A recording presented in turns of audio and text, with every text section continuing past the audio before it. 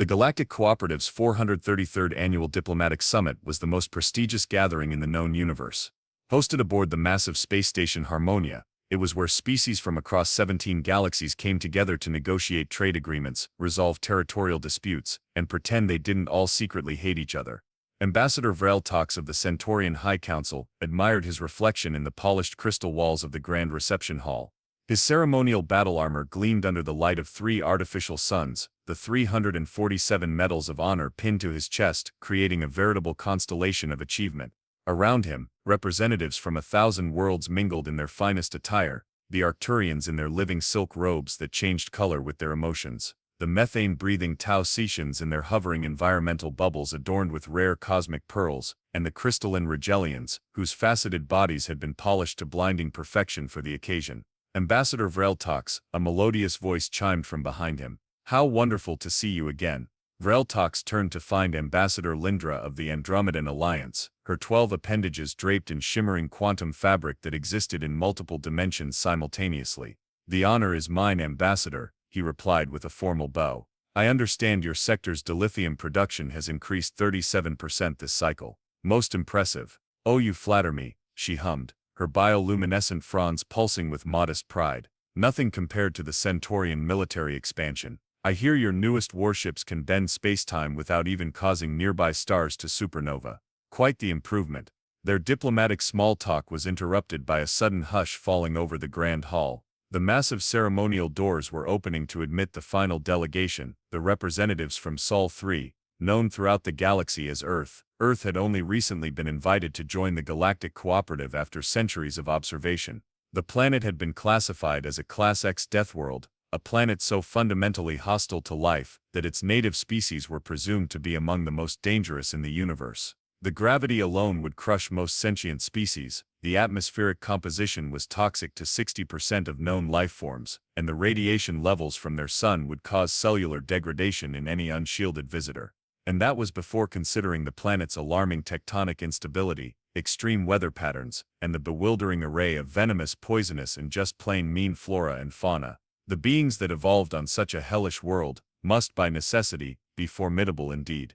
The Galactic Intelligence Bureau had compiled extensive reports on these humans. Their bodies contained a skeleton made of calcium deposits. Their skin could repair itself after damage. They could survive partial dismemberment. They ingested chemicals that would kill most species for pleasure. And most terrifying of all, they had evolved as persistence predators who could chase prey until it died of exhaustion.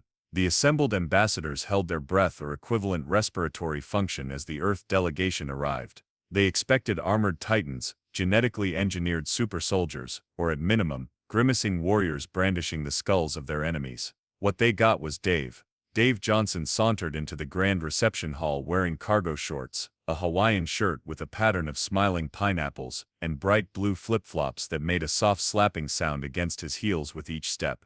In one hand, he held what appeared to be some kind of impaled food item coated in a golden-brown outer layer, which he occasionally raised to his mouth to take a bite. His other hand was casually tucked into his pocket. "Sup?" Dave called out to the stunned gathering of the galaxy's most powerful diplomats, giving them a casual salute with his corn dog. "Sorry I'm late, had to make a pit stop at the food court. You guys got any ketchup around here?" Ambassador Vrel Tox's mandibles clicked in shock. Ambassador Lindra's bioluminescent fronds stopped pulsing entirely. A Betelgeusian diplomat in the corner quietly activated their emergency beacon. And with that, the most consequential diplomatic summit in galactic history truly began. Dave Johnson had never intended to become Earth's first galactic diplomat. 6 months ago, he'd been working as an assistant manager at Supermart in Tulsa, Oklahoma, spending his days restocking shelves, managing the teenager who manned the self-checkout kiosks, and occasionally taking home expired dairy products that were still probably fine. The selection process for Earth's representative had been unorthodox. After first contact 3 years earlier, the United Nations had spent 18 months arguing about which country should choose the delegate. Eventually, they'd settled on a global lottery system to ensure fair representation of Earth's diversity, which everyone privately acknowledged was just an admission that no one could agree on anything. When Dave's social security number had been randomly selected, he'd initially thought it was a prank by his buddy Mike. Even after receiving 17 increasingly urgent government emails, 3 house visits from men in black suits, and finally a personal call from the Secretary General, Dave had remained skeptical. So let me get this straight, he'd said, phone tucked between his ear and shoulder as he microwaved a burrito. You want me, Dave Johnson, the guy who once got his head stuck in a folding chair at his own birthday party, to represent all of humanity to alien civilizations? The Secretary General had sighed deeply. The lottery was binding, Mr. Johnson. We are legally obligated to send you. Cool, cool, Dave had replied. Do I need to bring my own lunch, or? Now as Dave stood in the grand reception hall of the Harmonia space station, finishing the last bite of his corn dog, he found himself the center of attention for all the wrong reasons. Excuse me, a trembling translator drone hovered up to him. The most exalted Ambassador Glormpatz of the Proxima Centauri hegemony wishes to inquire if your unusual attire is some form of psychological warfare. Dave glanced down at his outfit. Nah man, it's just comfortable. Plus this shirt was on sale. He brushed a few corndog crumbs from his chest, causing several nearby diplomats to flinch. Though between you and me, these flip-flops were a tactical decision. 18-hour space flight, feet swell up something fierce. The translator drone emitted a series of confused beeps before floating away quickly. Dave had received exactly 2 weeks of diplomatic training before being shot into space. Most of that time had been spent teaching him how to use the universal translator implanted behind his ear, and which alien species could be safely touched without causing an interplanetary incident. The rest had been an increasingly desperate series of PowerPoint presentations about proper etiquette that Dave had mostly slept through. What the Galactic Cooperative couldn't understand, was that Dave was actually a perfect representative of humanity's greatest strength, adaptability. Earth had never known the peace that most advanced civilizations took for granted. While other species evolved in stable environments with few predators, predictable climate patterns, and relative planetary calm, humans had clawed their way to dominance on a world actively trying to kill them at every turn. Volcanoes, hurricanes, earthquakes, lions, tigers, bears, mosquitoes, bacteria, viruses, and each other. Humans had faced it all, and somehow kept going, usually while making jokes about their impending doom. Excuse me, Earth person. Dave turned to find himself facing what appeared to be a floating jellyfish with several glowing eyes. The creature's translator kicked in with a pleasant female voice. I am Ambassador Kolb of the Hydrox Collective. Our intelligence suggests that your home world experiences regular catastrophic events known as Mondays, yet you survive these cyclical disasters with remarkable resilience. Is this accurate? Dave scratched his chin thoughtfully. Yeah, Mondays are pretty rough, but you know what helps? Coffee. Speaking of which, you guys got any coffee up here? I'm starting to crash pretty hard. Before Ambassador Kolb could respond, a commotion broke out across the reception hall. 2 species, one that resembled 7-foot-tall praying mantises, and another that looked like sentient balls of moss, appeared to be in the middle of a heated argument. Their translator drones were struggling to keep up, occasionally emitting what sounded suspiciously like cosmic curse words. Oh boy, said an elegant reptilian diplomat who had sidled up next to Dave. The Scythians and the Verdani are at it again. They've been in a territorial dispute for the past 3 centuries. That's rough, Dave said, watching as one of the mantis creatures brandished what appeared to be a ceremonial staff. What are they fighting over? A small nebula on the border of their territories, the reptilian explained. It contains rare gases needed for both species' reproductive cycles. Dave nodded sagely. Space custody battle. Gotcha. The reptilian diplomat tilted its head in confusion. You are not what we expected from a Deathworld species. Yeah, I get that a lot, Dave shrugged. So what's your deal? You guys eat rocks or breathe methane or something? I am Ambassador Thresh of the Draconian Alliance, the reptilian replied with mild offense. We are an ancient civilization known for our philosophical contributions to the galactic archives, and our unparalleled achievements in quantum mathematics. Cool, cool, Dave nodded. Can you do that thing where you detach your tail if someone grabs it? Ambassador Thresh's eyes narrowed. That is a highly personal question. My bad, Dave said, raising his hands apologetically. Just curious. On Earth we call that dropping the lizard. Before Ambassador Thresh could respond, a deafening alarm began to sound throughout the reception hall. The holographic display in the center of the room flickered to life, showing the severe face of the summit coordinator. Attention all delegates, the coordinator announced. Due to escalating tensions between certain parties, we will be proceeding immediately to the formal negotiation chamber. Please proceed in orderly fashion according to your assigned species designations. Dave glanced around as the various ambassadors began moving toward different exits. Hey, anyone know where humans are supposed to go? No one answered him. With a shrug, Dave followed the crowd toward the largest doorway. How hard could galactic diplomacy be anyway? Back home, he'd once successfully mediated a dispute between Karen from accounting and the entire night shift over the last box of donuts. This couldn't be that different. He was about to discover just how wrong he was. The negotiation chamber of the Harmonia space station was designed to accommodate the diverse physiological needs of over 1,000 different species. The room was a massive amphitheater with concentric rings of specialized seating, aquatic tanks for water breathers, anti-gravity platforms for high-gravity species, heating plates for cold-blooded delegates, cooling crystals for methane-based lifeforms, and one particularly isolated section encased in lead for the radiation-emitting Betelgeusans. Dave wandered in, still looking for the human section, when an officious-looking drone zipped directly into his path. Earth Delegate Johnson, it chirped in a tone that somehow managed to sound both mechanical and disapproving. You are 17 minutes late. Section 47B has been reserved for your species. Dave squinted at where the drone was pointing. That's just a regular chair. Indeed, our records indicate it meets human physiological requirements. Can't argue with that. Dave shrugged, making his way to the lone chair positioned awkwardly between a bubbling tank of green liquid and what appeared to be a sentient cloud of gas contained in an electromagnetic field. As he settled in, he realized all eyes and various other sensory organs were focused on him. The room had fallen silent except for the occasional bubbling, hissing, or clicking of involuntary biological functions. At the center of the chamber stood Supreme Coordinator Zell Prax, a tall humanoid with shimmering blue skin, and what appeared to be a small galaxy swirling inside their transparent cranium. We now call this negotiation session to order, Zell Prax announced, their voice resonating with artificial harmonic enhancements. First on our agenda, the ongoing territorial dispute between the Scythian Hive and the Verdani Collective regarding the Cygnus X7 Nebula. A mantis-like Scythian representative rose on 4 of its 6 legs, the other 2 gesticulating wildly. The nebula has been Scythian breeding territory for 17 generations. The Verdani encroachment is a direct violation of the Treaty of Aldebaran. The Verdani representative, a floating ball of moss with tiny crystalline structures embedded throughout, pulsed with angry red light. The treaty was signed under duress after the Scythian attack on our colony world. We have ancestral rights to the fertility gases of the nebula that predate Scythian space travel.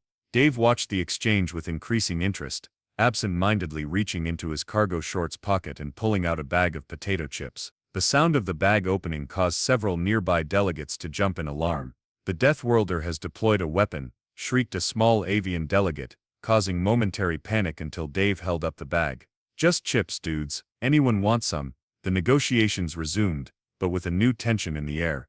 The Scythian and Verdani representatives continued their heated exchange, their translator drones struggling to keep up with increasingly complex legal terminology and occasional untranslatable insults. The Cygnus X7 Nebula must be shared equally, insisted Supreme Coordinator Zell Prax. The Galactic Cooperative cannot allow another conflict like the Betelgeuse-Regelian War. Dave, who had been munching chips and listening with surprising attentiveness, suddenly raised his hand. After being ignored for several minutes, he stood up. Yo, Earth guy here. I got a question. The chamber fell silent again, this time with a mixture of shock and indignation at the protocol breach. Supreme Coordinator Zell Prax's galaxy brain visibly swirled faster.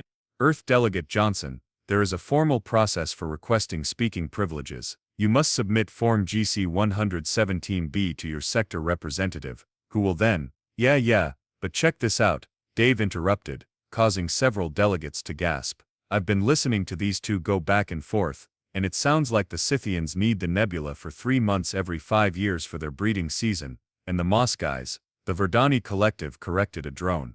Right, the Verdani need it for like 1 month every year, but not at the same time. So why not just share it? Make a schedule. The chamber erupted into chaos. Translator drones zoomed frantically between delegates trying to keep up with the sudden explosion of discussion. The Scythian representative's mandibles clacked rapidly, while the Verdani delegate pulsed through a rainbow of colors. Preposterous, unprecedented, simplistic. These and other objections echoed around the chamber until Supreme Coordinator Zell Prax raised all 4 of their arms for silence. Earth Delegate Johnson, they said slowly. Are you suggesting a timeshare arrangement for an entire nebula? Dave shrugged. Sure, like a vacation condo, but for making babies. You guys don't have timeshares out here. The Scythian representative conferred hurriedly with several other mantis creatures. The Verdani delegates' crystalline structures vibrated in what appeared to be intense calculation. Such an arrangement would require precise scheduling, the Scythian finally said, and enforcement mechanisms. In recognition of our ancestral claim, added the Verdani. Sure, Dave nodded. Put it all in the contract. Back on Earth, my buddy Mike and his ex-wife worked out a whole thing where he gets the lake house on even months and she gets it on odd months, except during fishing season when they switch weekends. If those two can figure it out after what he did with her yoga instructor, you guys can handle a nebula. The Supreme Coordinator's galaxy brain had nearly stopped swirling. This is not how diplomatic negotiations typically proceed. Is it working though? Dave asked, reaching for his chips again. Before Zelprax could answer, the chamber doors burst open and a small gelatinous creature oozed in at high speed, trailing slime and panic in equal measure. Security breach, it burbled through its translator. The Ophidian Dominion delegation has just received word that their homeworld has declared war on the Tau Cetian Republic. The chamber erupted once more, this time in genuine alarm.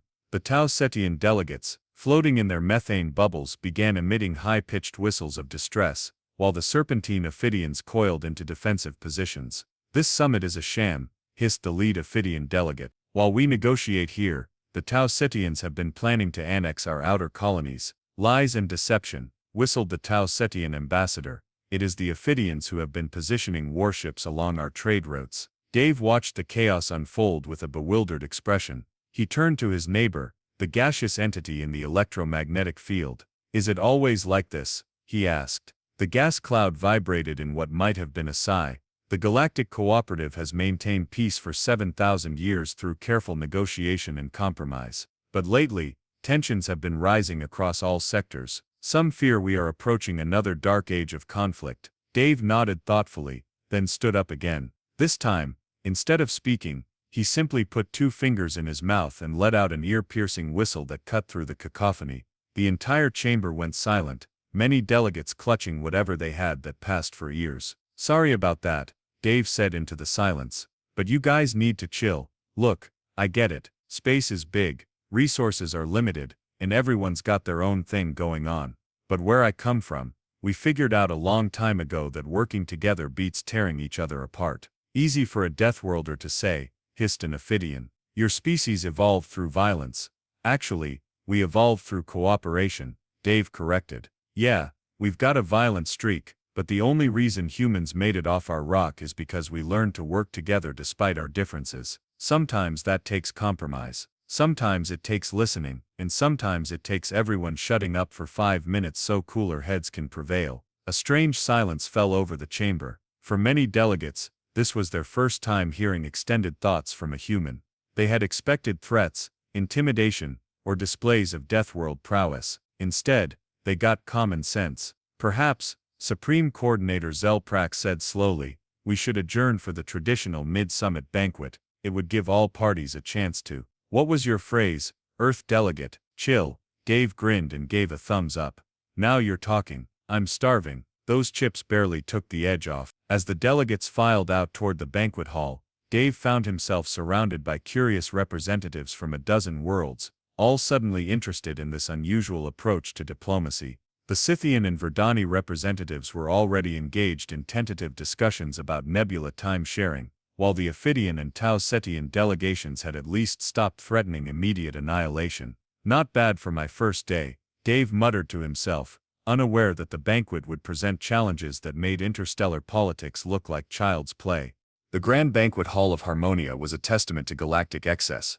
Stretching for nearly half a kilometer, it featured thousands of specialized dining stations catering to the nutritional requirements of every attending species.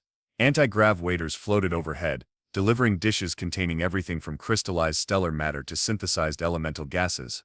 Dave stood at the entrance, surveying the scene with wide eyes. Now we're talking. I'm starving. A protocol droid approached him. Earth Delegate Johnson, we've prepared a special isolation dining pod for you. As your planet's designation as a Deathworld suggests, your consumption habits may disturb other delegates. Isolation pod? No way. Dave waved dismissively.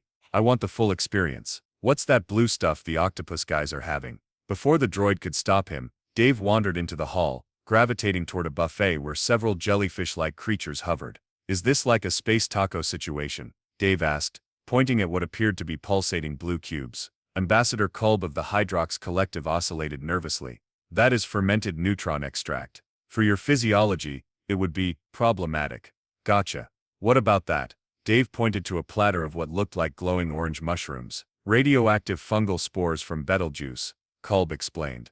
"Consumption would cause your cellular structure to say no more." Dave continued his tour of the buffet, causing increasing distress among nearby delegates, who were now watching in horrified fascination. Eventually, Dave found the compatible organics section, which contained synthesized approximations of Earth cuisine created from the biological scans taken during humanity's first contact. He loaded a plate with multicolored replications of Earth foods, none of which looked quite right. "Is that supposed to be a hamburger?" he asked a nearby server droid, pointing at a purple disc between two green hemispheres. "Affirmative. Synthesized protein disc with fermented lactose emulsion and plant matter." Dave shrugged and took a bite. "Tastes like someone described a burger to an alien who'd never seen one." Which, I guess, is exactly what happened. As Dave made his way to a table, he pulled a small silver flask from his pocket and took a swig. Several nearby delegates gasped. "The Deathworlder is consuming poison," exclaimed a crystalline being, its facets flashing with alarm. "It's just whiskey," Dave explained. "A little welcome gift from the president. Want some?" The mere offer sent ripples of shock through the banquet hall. The concept of willingly ingesting ethanol, a substance used as industrial solvent by several species, confirmed everything they feared about humans. Supreme Coordinator Zelprax approached cautiously. "Earth delegate, perhaps you are unaware that consumption of recreational toxins is considered unseemly at diplomatic functions. Where I come from, it's practically mandatory," Dave replied, taking another bite of his not-quite burger. "How else are you supposed to survive talking politics?" The awkward standoff was interrupted by a commotion at the Ophidian table. The serpentine delegates were rising from their coils, hoods flaring in obvious agitation. Across the hall, the Tau Sechin methane breathers were emitting rapid pulses of colored gas. "What's happening?" Dave asked. "The situation is deteriorating," Zelprax explained tensely. "Despite your earlier intervention, it appears the Ophidian Tau Sechin conflict may erupt here." Dave watched as security drones moved into position. Then he noticed something odd. A small spider-like creature skittering along the ceiling directly above the Ophidian delegation's table. It appeared to be carrying something. "Hey, what's that?" Dave pointed upward. Before anyone could react, the spider creature dropped a small orb that fell directly into the ceremonial drinking bowl of the Ophidian Prime Delegate. The liquid began to bubble ominously. Without thinking, Dave sprinted across the banquet hall. Delegates scattered in his path, some emitting fear pheromones or defensive spines. With a running leap that showcased Earth's higher gravity, Dave launched himself at the Ophidian table, grabbed the bubbling bowl, and hurled it toward an empty section of the hall. The bowl exploded in mid-air, releasing a cloud of purple gas. "Assassin," hissed the Ophidian Prime Delegate, coiling to strike at Dave. "Whoa, whoa," Dave held up his hands. "I just saved you from drinking that." Security drones converged from all directions. The spider creature attempted to escape through a ventilation shaft, but was caught in a tractor beam. Chaos erupted as delegates accused each other of orchestrating the assassination attempt. "Silence," boomed Supreme Coordinator Zelprax, their voice amplified to painful levels. The hall quieted. "Earth Delegate Johnson, explain your actions." Dave pointed at the captured spider creature. "That little dude dropped something in the snake guy's drink. Where I come from, that's usually bad news." Analysis drones confirmed Dave's story. The spider creature was carrying a highly toxic compound, specifically tailored to Ophidian biology. The assassin was quickly identified as a member of an extremist faction, hoping to trigger war between the Ophidians and Tau Sechins. "The human saved my life," the Ophidian Prime Delegate acknowledged, scales shimmering with what might have been embarrassment. "Though his methods were unrefined. That's humans for you." Dave grinned, returning to his meal, as if nothing had happened. Unrefined but effective. The banquet resumed with a new atmosphere. Delegates who had previously avoided the human, now approached with curious questions. How had he spotted the assassin? How had he moved so quickly? Why had he risked himself for an alien species? "Honestly," Dave said between bites of his strange purple dessert, "I bartended my way through college. You get a sixth sense for someone tampering with drinks." By the end of the banquet, Dave had been invited to join diplomatic circles that had never before included an Earth representative. His flask of whiskey, initially a source of horror, became an object of cautious curiosity, with several brave delegates requesting microscopic samples for analysis. As the evening concluded, Supreme Coordinator Zelprax approached Dave again. Earth Delegate Johnson, your methods are unconventional and occasionally alarming, but effective. Perhaps you would be willing to address the full assembly tomorrow. Many delegates have expressed interest in learning more about humans. Dave nodded, wiping his mouth with the back of his hand in a gesture that made Zelprax's galaxy brain swirl uncomfortably. Sure thing, I'll tell them everything they need to know about Deathworlders. The assembly hall was packed to capacity the following morning. News of the humans' bizarre behavior and heroic intervention had spread throughout the station. Species that normally sent junior representatives to general sessions had dispatched their senior diplomats. Even the notoriously reclusive Quantum Collective, who typically participated only via holographic projection, had materialized 3 physical observers. Dave stood at the central podium, looking slightly uncomfortable in the formal Earth diplomatic attire that station staff had synthesized for him overnight. The dark blue suit was almost correct, except for the slightly too wide lapels and a faint bioluminescent shimmer that no Earth fabric possessed. So, thanks for having me here, Dave began, his voice echoing through translator implants across the chamber. I'm supposed to tell you about humans and why we're not as scary as you all seem to think. He paused, taking a sip from a container of synthesized coffee that he'd insisted on having. Several delegates flinched, still not used to watching a being willingly ingest bitter alkaloids. First thing you should know, Earth isn't special because it's stronger or tougher than other worlds, it's special because it's inconsistent. One day it's trying to freeze you, the next it's trying to cook you alive. You've got hurricanes, earthquakes, volcanoes, and that's before you even get to the wildlife. Dave clicked a button, and a holographic display activated, showing images of Earth's varied environments, everything from Arctic tundra to scorching deserts, lush rainforests to barren mountains. Humans didn't evolve to be the strongest, fastest, or toughest, Dave continued. We evolved to adapt, to survive change. Most species get really good at handling one specific environment. Humans, we're okay at handling pretty much anything if you give us 5 minutes to figure it out. He clicked through images of human achievements, cities in deserts, underwater habitats, Arctic research stations, spacecraft.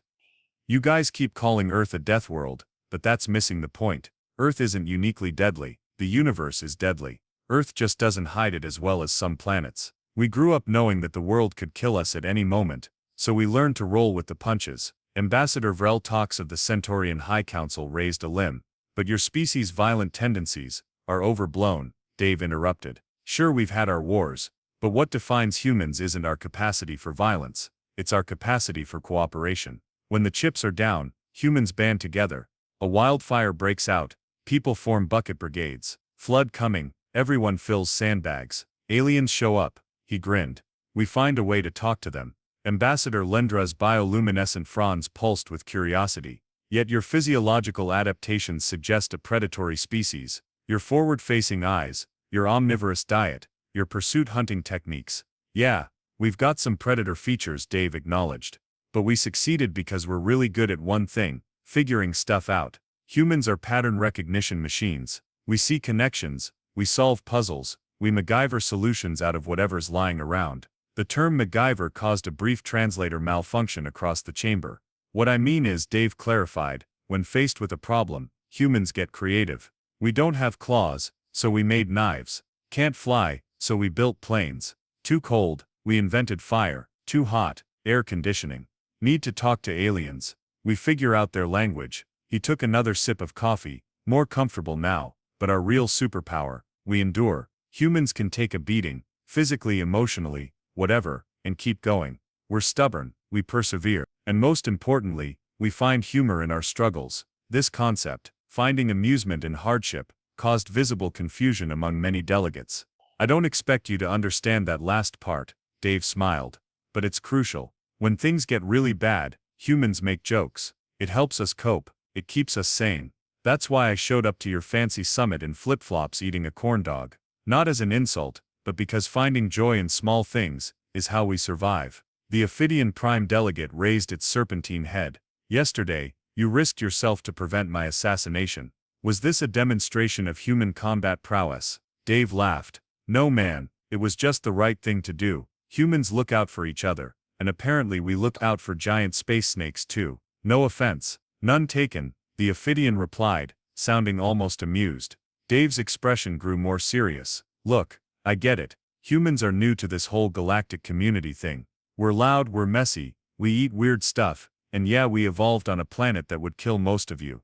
But we're not warriors or monsters. We're survivors, adapters, problem solvers. He clicked to one final image, Earth as seen from space.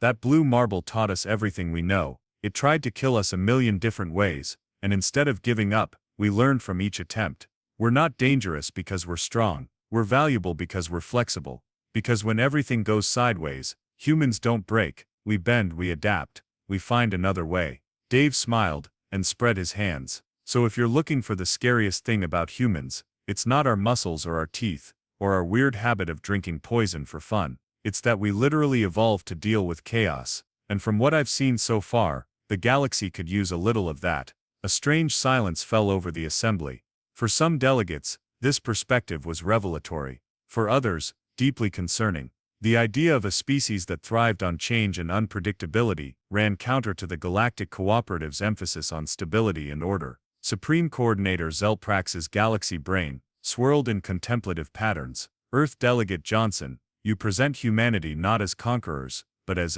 adapters, as resilient problem solvers. Exactly, Dave nodded. We're basically galactic cockroaches, but in a good way. This comparison caused another translator malfunction, but the sentiment somehow carried through. Ambassador Thresh of the Draconian Alliance rose from their seat. Perhaps we have misunderstood Earth's designation as a death world. It is not that humans are to be feared, but that they have mastered what most species flee from, uncertainty itself. Dave pointed at the reptilian ambassador with a grin. Now you're getting it. So any questions? And please tell me someone's got some real coffee around here, because this synthesized stuff tastes like someone described coffee to a computer that's never tasted anything. As delegates began raising appendages to ask questions, a subtle shift had occurred in the assembly hall. The Earth representative was no longer viewed as a potential threat, but as something perhaps more valuable, a species that had evolved specifically to handle the unexpected. In a galaxy facing increasing instability, that perspective might be exactly what they needed. The final day of the Galactic Cooperative's 433rd Annual Diplomatic Summit was traditionally reserved for treaty signings, formal declarations, and the occasional dramatic storming out by offended delegations. This year, however, the schedule had been completely upended. At the center of the Harmonia Station's great ceremonial hall, surrounded by representatives from 1,000 worlds, stood Dave Johnson in his Hawaiian shirt and cargo shorts. He had politely but firmly refused to wear the formal diplomatic attire again, claiming it made him sweat like a pig in a sauna, a metaphor that caused several agricultural species to request clarification. As we conclude this historic summit, announced Supreme Coordinator Zelprax, their galaxy brain swirling with ceremonial patterns, we recognize the unprecedented achievements in intergalactic cooperation. The Scythian-Verdani Nebula Timeshare Agreement marks a new approach to territorial resource management. The Ophidian-Tau-Sidian Non-Aggression Pact has averted what could have been a devastating conflict. Polite applause and equivalent appreciative gestures rippled through the assembly. These accomplishments, Zelprax continued, would not have been possible without the unique perspective provided by Earth's representative. All eyes, optical sensors and sensory appendages turned toward Dave, who was leaning casually against the ceremonial podium, scrolling through something on his communication device. Oh right, Dave quickly pocketed the device.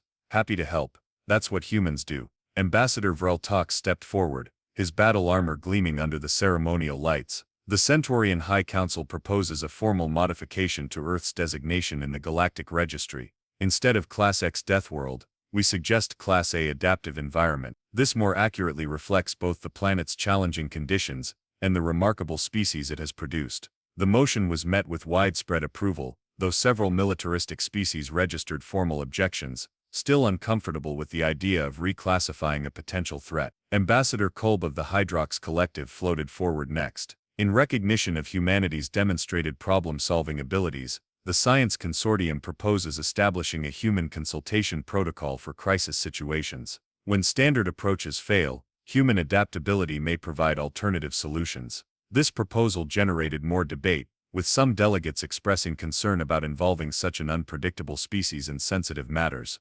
Eventually, a compromise was reached. Humans would be consulted on specific types of problems where conventional methods had been exhausted. Throughout these proceedings, Dave maintained a relaxed demeanor that continued to fascinate and sometimes disturb the assembled dignitaries. He occasionally checked his device, stifled yawns, and at one point discreetly removed a piece of food stuck between his teeth, behaviors that would have ended the career of any other diplomat, but somehow enhanced his authenticity as Earth's representative. Earth Delegate Johnson, Supreme Coordinator Zell Prax announced, "The Galactic Cooperative wishes to formalize trade relations with your planet. Our initial proposal includes technology exchange, cultural programs, and limited resource trading." A holographic document materialized before Dave, filled with complex legal terminology and stipulations. "Looks good," Dave said after barely glancing at it, "but I've got one condition to add." The assembly tensed. First negotiations with new species were notoriously delicate, often involving requests for weapons technology or territorial concessions. "Earth wants the recipe for that blue fizzy drink they serve in the station lounge," Dave declared. "That stuff is amazing." Confused murmurs spread through the hall. "The Centaurian Nebula Fizz," clarified Zell Prax. "That's the one. We'll trade you our coffee recipe for it. The real stuff, not whatever your synthesizers think coffee is." This unexpected request, and its relative simplicity, caused a wave of what could only be described as galactic relief. Many species had anticipated demands for advanced weapons systems, or faster-than-light technology. Instead, the human wanted a beverage recipe. The trade agreement was quickly modified and approved, making Earth the newest formal member of the Galactic Cooperative, with special status as a consultant on adaptation and crisis management. As the ceremony concluded, delegates lined up to speak with Dave, many requesting permission to establish embassies on Earth or inviting human representatives to visit their home worlds. The Ophidian Prime Delegate even presented Dave with a ceremonial fang, the highest honor in their culture, for preventing the assassination attempt. Ambassador Thresh of the Draconian Alliance approached last. "Earth Delegate Johnson, your methods are unorthodox, but effective. The galaxy has much to learn from humanity's approach to problem solving." Dave grinned, "And we've got a lot to learn from you guys. Just wait until I tell everyone back home about space tacos." "They are not," Thresh began, then sighed. "Yes, space tacos." As the delegates departed for their ships, Supreme Coordinator Zell Prax conducted a final interview with Dave for the Galactic Archives. "Earth Delegate Johnson, what do you believe was the key to your successful diplomacy during the summit?" Dave thought for a moment. "Honestly, just being myself. Humans aren't great at pretending. We're better at finding practical solutions than following protocol. Sometimes the best way to solve a problem is to ignore how it's supposed to be solved." "And what message would you like to send to the galaxy regarding humanity's entrance into the cooperative?" Dave smiled. "We come in flip-flops, bearing corn dogs and coffee. We're weird, we're adaptable, and we're ready to help. Just don't expect us to follow the rulebook all the time." 3 weeks later, Dave Johnson returned to Earth as a reluctant hero. His casual diplomacy had secured humanity advantageous trade agreements, technological exchange programs, and a position of surprising influence in galactic affairs. The president offered him a permanent position as Earth's ambassador, which he declined in favor of returning to his job at Supermart, though he agreed to consult on extraterrestrial matters when needed. 6 months after the summit, a new diplomatic approach called flip-flop diplomacy had entered the galactic lexicon, referring to informal but effective problem-solving that prioritized practical outcomes over traditional protocol. Diplomatic academies across 17 galaxies began teaching courses on human adaptability theory and terrestrial crisis management. And in space stations and diplomatic lounges throughout the cooperative, a new beverage became wildly popular, a mixture of Centaurian Nebula Fizz and Earth coffee, known colloquially as a Dave Special. When asked about his unexpected legacy, Dave Johnson simply shrugged. "That's humans for you. We show up underdressed, eat weird food, break all the rules, and somehow end up making friends anyway. In a galaxy full of perfect aliens, sometimes what you really need is a flawed human perspective." He took a sip of his coffee blue fizz mixture, and added with a grin, "Besides, someone had to tell them that flip-flops are the superior footwear for galaxy saving. Those battle armor boots looked really uncomfortable."